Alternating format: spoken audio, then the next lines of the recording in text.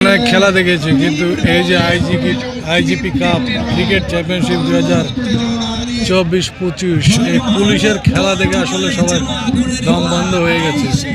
কত নাটকীয়তা এই মুহূর্তে, 3 বলে 3 রান প্রয়োজন এবং একটা অবিশ্বাস্য ম্যাচ, যেটা আসলে টেলিভিশনে দেখে এত উত্তেজনা আমরা কখনো পাই নাই। আমি এখানে সেই হতভাগীদের খেলা দেখি। দেখতে থাকুন, দেখা যাক কি হয়। ডট বল,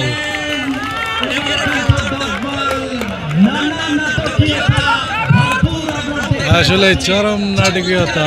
এই মুহূর্তে মনে হচ্ছিল যে এনপিএম জিতবে, আবার একটু পরে আপনার কি বলে ইন্ডাস্ট্রি পুলিশ তারা জিতবে।